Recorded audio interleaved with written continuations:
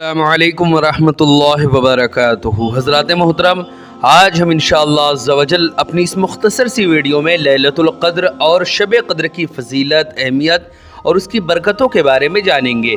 साथ ही साथ हम ये भी जानेंगे कि आखिर इस माह मुक़द्दस जो रमज़ानुल मुबारक का ये माह मुक़द्दस है, माह मुहतरम है, इसमें अल्लाह रब्बुल इज़्ज़त ने कौन कौन सी नेमतें और बरकतें नाजिल फरमाई हैं। हज़रात मोहतरम, शब क़द्र को आखिर अल्लाह रब्बुल इज़्ज़त ने क्यों छुपाया, इसकी बहुत सारी हिकमतें और फजीलतें हैं। आखिर क्यों छुपाया गया? अल्लाह रब्बुल इज़्ज़त उसको वाज़ेह कर देता कि इस रात में है, तुम लोग इस रात में जगो। ताकि इसको छुपाया गया ताकि इंसान ज़्यादा से ज़्यादा अल्लाह रब्बुल इज़्ज़त की याद में, अल्लाह रब्बुल इज़्ज़त के ज़िक्र व अस्कार में मशगूल रहे और अल्लाह रब्बुल इज़्ज़त को राज़ी करे। इन्हीं सब बातों के बारे में आज हम जानेंगे कि आखिर इस लैलतुल क़द्र में हमें क्या करना चाहिए, क्या नहीं करना चाहिए, और कौन कौन से विर्दो वज़ाइफ़ और ज़िक्र व अस्कार और इबादत कौन सी करनी चाहिए इस रात में। उन्हीं सब बातों के बारे में आज हम जानेंगे। वीडियो पसंद आए तो वीडियो को लाइक करें, शेयर करें, और अगर हमारे मोहम्मदी चैनल पर नए आए हों तो इसे ज़रूर सब्सक्राइब करके बेल आइकन को भी ज़रूर दबाएं ताकि इस तरह की तमाम इन्फॉर्मेटिव वीडियोज़ आप तक ज़रूर पहुँचे। हज़रात मोहतरम, जैसे कि आप लोगों को मालूम है कि हम इसी तरह दीनी और इल्मी काम को बाज़ाब्ता अंजाम दे रहे हैं। इसी मकसद के पेश नज़र हमने एक मदरसा और एक जामा मस्जिद की बाज़ाब्ता बुनियाद डाली है। आप में से जो कोई भी हमारे मदरसे या मस्जिद में ताउन करना चाहता है, ज़कात, सदका, फ़ितरा, अतिया, हदिया या किसी भी तरह का डोनेशन हमारे मदरसे या मस्जिद में वो देना चाहता है, गूगल पे के ज़रिए, पेटीएम के ज़रिए, बैंक अकाउंट के ज़रिए या वेस्टर्न यूनियन के थ्रू या किसी भी ज़रिए से वो हमारे मदरसे या मस्जिद में ताउन करना चाहता है और हमें सपोर्ट करना चाहता है, तो इनके नंबर और लिंक जो है वो इस वीडियो के डिस्क्रिप्शन में है। आप जाएं और जो भी अल्लाह के रास्ते में ताउन कर सके आप ताउन कर सकते हैं। हज़रात मोहतरम, ये महीना रमज़ानुल मुबारक का महीना है जिसकी हर घड़ी में अल्लाह रब्बुल इज़्ज़त ने बेशुमार नेमतें और बरकतें नाजिल फरमाई हैं। इसी तरह अल्लाह रब्बुल इज़्ज़त ने इसको आखिर क्यों छुपाया, इस शब क़द्र को आखिर क्यों छुपाया, इसकी बहुत सारी हिकमतें हैं। इसी तरह पोशीदा रखने वाले मामलात में से ये भी है कि हर रात एक साथ मकबूलियत दुआ की जाती है, वो भी पोशीदा रखी गई है। जुमा के रोज़ में भी मकबूलियत की एक घड़ी होती है, उसे भी पोशीदा रखा गया है। अल्लाह रब्बुल इज़्ज़त ने अपनी इसमें आज़म को भी तो पोशीदा ही रखा है। चुनांच बेशुमार मसलहतों के बिना पर लैलतुल क़द्र को भी पोशीदा रखा गया है ताकि अल्लाह अज़्ज़ा वजल के नेक बंदे उसकी तलाश में सारा साल ही लगे रहे और यूं हर हाल में वो नेकियां कमाने में कोशा रहें। इसके तय्युन में उलमाए किराम का बेहद इख्तिलाफ पाया जाता है। बाज़ बुज़ुर्गों के नज़दीक तो शब क़द्र पूरे साल में फिरती रहती है। मसलन हज़रत सैयदना अब्दुल्लाह इब्न मसूद का फरमान है कि शब क़द्र को वही शख्स पा सकता है जो सारा साल ही सारा का सारा साल रातों को जागता रहे। उसी कौल की तायीद करते हुए इमामुल आरिफीन सैयदना शेख मुहिउद्दीन इब्न अरबी रहमतुल्लाह अलैह, जो कि अपने ज़माने के सबसे बड़े अल्लाह के वली रहे हैं, अल्लाह की रहमत हो उन पर और उनके सदक़े हम सभी की मग़फ़िरत हो, हम सभी राह रास्त पर उनके सदक़े में लग जाएं। वो फरमाते हैं कि मैंने शाबानुल मुअज़्ज़म की 15वीं शब यानी शब बरात और एक बार शाबानुल मुअज़्ज़म ही की 19वीं शब में शब क़द्र को पाया है। नेज़ रमज़ानुल मुबारक की 13वीं शब और 18वीं शब को भी देखा है और मुख्तलिफ सालों में भी रमज़ानुल मुबारक के आखिरी अशरे की हर ताक़रात में उसको पाया है। मज़ीद वो फरमाते हैं कि अगर ज़्यादातर शब क़द्र रमज़ान शरीफ में ही पाई जाती है, ताहम मेरा तजर्बा तो यही है कि ये पूरा साल घूमती रहती है, यानी हर साल के लिए इसकी कोई एक ही रात मखसूस नहीं है कि ये इसी रात में पाई जाती है। इसी तरह हमारे जो अइम्मा हैं, चारों इमाम हैं, उनके भी इसके मुतालिक मुख्तलिफ अक़वाल हैं। अइम्मा अरबा यानी चारों इमामों में भी इस रात के तय्युन के बारे में इख्तलाफ है। हज़रत सैयदना इमाम आज़म अबू हनीफ़ा रहमतुल्लाह अलैह का कौल ये है कि रमज़ानुल मुबारक की 27वीं शब शब क़द्र है, और हज़रत सैयदना इमाम शाफ़ई के नज़दीक मज़बूत कौल ये है कि 21वीं शब रमज़ानुल मुबारक को शब क़द्र होनी चाहिए, जबकि सैयदना इमाम मालिक और सैयदना इमाम अहमद बिन हम्बल के नज़दीक शब क़द्र रमज़ानुल मुबारक के आखिरी अशरे की ताक़रातों में होती है, मगर उसके लिए कोई एक रात मखसूस नहीं है। ہر سال ان طاق راتوں میں وہ گھومتی رہتی ہے، کبھی کسی رات میں رہتی ہے تو کبھی کسی رات میں رہتی ہے، یعنی کبھی تو 21ویں شب لیلۃ القدر ہوتی ہے، تو کبھی 23، کبھی 25، تو کبھی 27ویں شب، کبھی کبھی 29 شب بھی شب قدر ہو جایا کرتی ہے۔ حضرات محترم، بعض بزرگوں نے حضرت سیدنا شیخ ابو الحسن عراقی کا ارشاد نقل کیا، آپ فرماتے ہیں میں جب سے بالغ ہوا ہوں الحمدللہ کبھی ایسا نہیں ہوا کہ میں نے شب قدر کو نہ دیکھا ہو۔ پھر اپنا تجربہ ارشاد فرماتے ہیں کہ جب کبھی اتوار یا بدھ کو پہلا روزہ ہوا تو 29ویں شب، اگر پیر کو پہلا روزہ ہوا تو 21 شب، اگر پہلا روزہ منگل یا جمعہ کو ہوا تو 27ویں شب، اگر پہلا روزہ جمعرات کو ہوا تو 25ویں شب، اور اگر پہلا روزہ ہفتہ کو ہوا یعنی سنیچر والے دن تو میں نے 27ویں شب میں شب قدر کو پایا۔ تو اب سوچیں آپ کہ اس بار رمضان کس دن پہلا روزہ تھا، اسی کے حساب سے آپ سمجھ سکتے ہیں۔ حضرات محترم، اگرچہ اولیاء کرام اور بزرگان دین اور مفسرین و محدثین رحمت اللہ علیہم کا شب قدر کے تعین میں زبردست اختلاف ہے، تاہم بھاری اکثریت کی رائے یہی ہے کہ ہر سال شب قدر ماہ رمضان کی 27ویں شب کو ہی ہوتی ہے۔ حضرت سیدنا ابی بن کعب 27ویں شب رمضان ہی کو شب قدر کہتے ہیں۔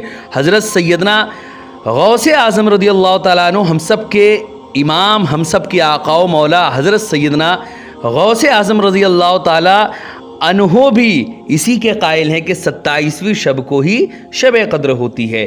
اسی طرح حضرت سیدنا ابن عمر بھی اسی کے قائل ہے۔ اسی طرح حضرت سیدنا امام اعظم ابو حنیفہ رحمۃ اللہ علیہ بھی اسی کے حامی ہیں۔ اسی طرح حضرت سیدنا شاہ عبد العزیز محدث دہلوی رحمۃ اللہ علیہ بھی فرماتے ہیں کہ شب قدر رمضان شریف کی 27ویں رات کو ہی ہوتی ہے۔ اپنے بیان کی تائید کے لیے انہوں نے 2 دلائل بیان فرمائے۔ اولاً یہ کہ لیلۃ القدر کا لفظ 9 حروف پر مشتمل ہے اور یہ کلمہ سورہ قدر میں 3 مرتبہ استعمال کیا گیا۔ اسی طرح 3 کو 9 سے ضرب دینے سے یعنی ملٹیپلائی کرنے سے وہ 27 ہوتا ہے، یعنی 27 ہوتا ہے، جو اس بات کا غماز ہے، اس بات کی جانب اشارہ کرتا ہے کہ شب قدر 27 کو ہی ہوتی ہے۔ دوسری اس کی جو توجیہ ہے وہ یہ بیان کرتے ہیں وہ کہ اس سورہ مبارک میں 30 کلمات یعنی 30 الفاظ ہیں، 27 کلمہ ہیا ہے جس کا مرکز لیلۃ القدر ہے۔ گویا اللہ رب العزت کی طرف سے نیک لوگوں کے لیے یہ اشارہ ہے کہ رمضان شریف کی 27ویں شب کو ہی شب قدر ہوتی ہے۔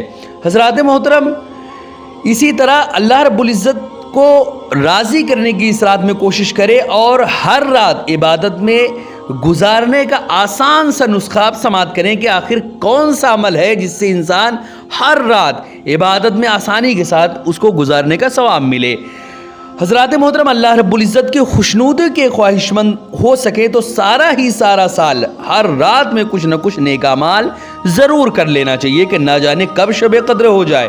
ہر رات میں 2 فرض نمازیں آتی ہیں، مغرب اور عشاء، کم از کم ان دونوں نمازوں کی جماعت کا تو خوب یہ اہتمام کریں کہ دونوں ہی نماز کو جماعت کے ساتھ پڑھیں، کہ اگر شب قدر میں ان کی جماعت نصیب ہو گئی تو پھر اس کے بعد انشاءاللہ بیڑا ہی پار ہو جائے گا، بلکہ روزانہ عشاء و فجر کی جماعت بھی خصوصیت کے ساتھ عادت ڈال لینی چاہیے۔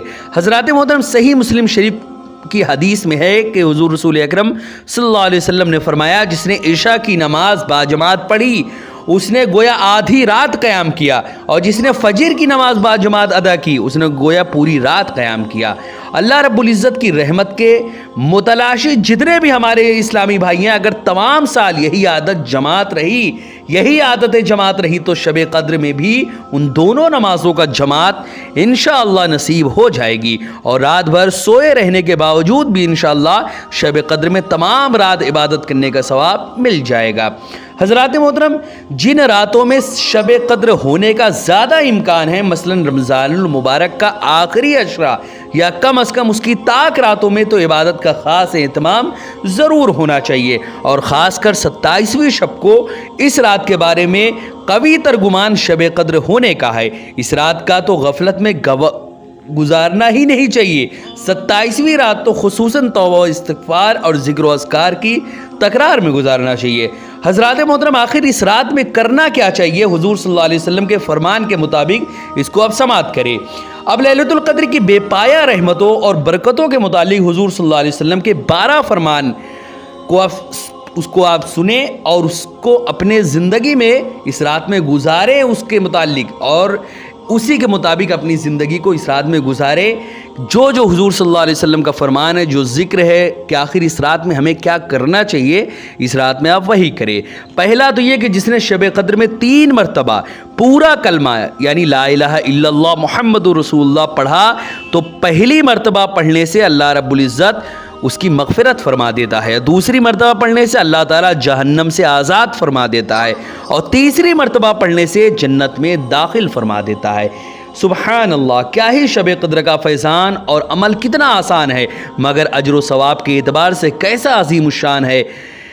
اسی طرح دوسرا جو اس میں کرنا ہے ہمیں وہ یہ کہ لیلۃ القدر میں آسمان کے دروازے کھلے رہتے ہیں۔ جو بندہ شب قدر میں نماز پڑھتا ہے تو اللہ اس کے ایک ایک تکبیر یعنی ایک بار اللہ اکبر کے بدلے میں جنت میں ایک ایسا سایہ دار درخت عطا فرمائے گا کہ اگر چلنے والا 100 سال تک اس کے سائے میں چلے تو اس درخت کا سایہ طے نہیں کر سکے گا، اور ہر رات کے بدلے ایک مکان جنت میں موتیوں، یاقوت اور زبرجد اور لولو کا عطا فرمائے گا، اور ہر سلام پھیرنے کے بدلے جنتی چادروں سے ایک چادر عطا فرمائے گا۔ اسی طرح تیسرا جو فرمان ہے وہ یہ کہ جس نے شب قدر میں قیام کیا ثواب کی نیت سے اس کے اگلے پچھلے تمام گناہوں کو اللہ رب العزت معاف فرما دے گا۔